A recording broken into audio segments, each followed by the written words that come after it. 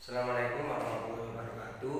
Saya Ahmad Yusuf Rifaki dari Prodi Teknik Industri 2A. Di sini saya akan menjawab soal UTS kimia. Yang pertama soal UTS-nya, bagaimana prinsip kerja proses destilasi? Sebutkan industri kimia apa saja yang menggunakan prinsip destilasi.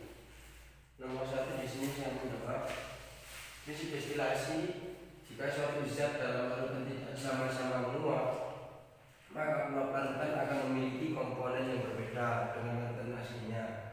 Dan apabila salah satu zat menguap pemisahnya akan terjadi sempurna. Namun apabila kedua zat tersebut menguap, maka pemisahnya akan terjadi hanya sebagian. Namun destilasi akan menjadi gaya dari suatu komponen daripada larutan aslinya. Seperti contohnya industri gula. Pengolahan tepung menjadi gula memanfaatkan destilasi untuk menguap molekul air, dan industri garam memanfaatkan destilasi untuk menguap air laut menjadi kristal. Untuk soal yang nomor 2, sebagian besar industri kimia menggunakan katalis dalam proses produksinya. Jelaskan bagaimana peran katalis dalam proses produksi serta pengaruhnya terhadap efisiensi industri.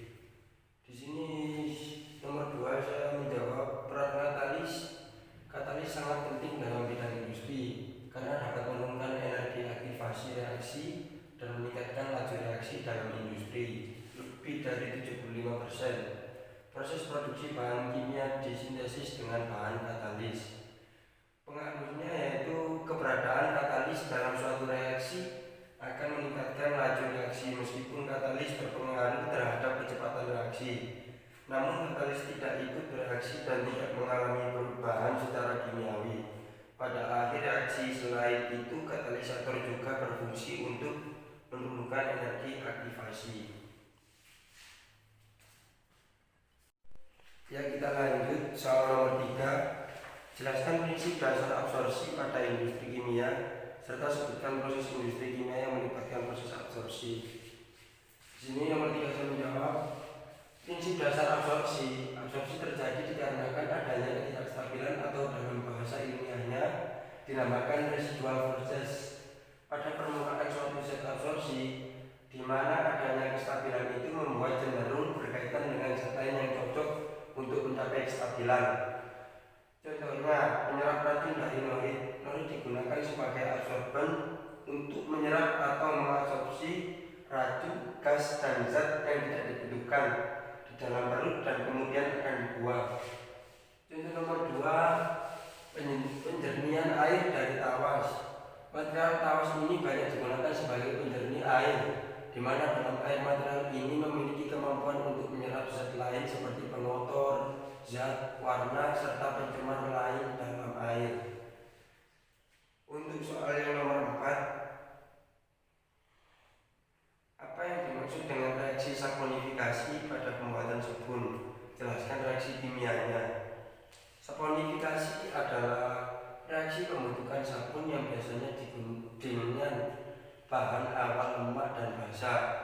Nama lain reaksi saponifikasi dalam reaksi penyabunan. Dalam pengertian teknis, reaksi saponifikasi melibatkan basa atau yang disebut soda kaustik naon yang menghidrolisis trigliserida. Lanjut soal yang terakhir, 5 deterjen mengandung beberapa senyawa diantaranya ASP dan senyawa fasdat. Jelaskan bagaimana pengaruh kedua senyawa tersebut terhadap lingkungan serta apa dampaknya. Di sini saya menjawab soal nomor 5. Pengaruh dari kedua senyawa ABS dan fasdat. Sebagai penghasil busa, abrasif sebagai bahan penggosok, bahan pengurai senyawa organik, oksigen sebagai pemutih dan pengurai senyawa organik, enzim untuk mengurai protein, lemak atau karbohidrat untuk melembutkan bahan larutan, pengencer air, bahan anti karat, dan yang lainnya.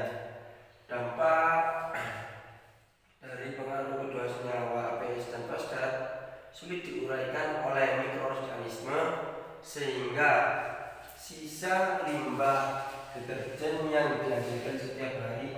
rumah tangga akan menjadi limbah berbahaya yang mengancam stabilitas lingkungan hidup, dan limbah deterjen yang dihasilkan rumah tangga akan bermuara pada sebuah tempat seperti selokan ataupun kolong. Sekian dari saya, kurang lebihnya mohon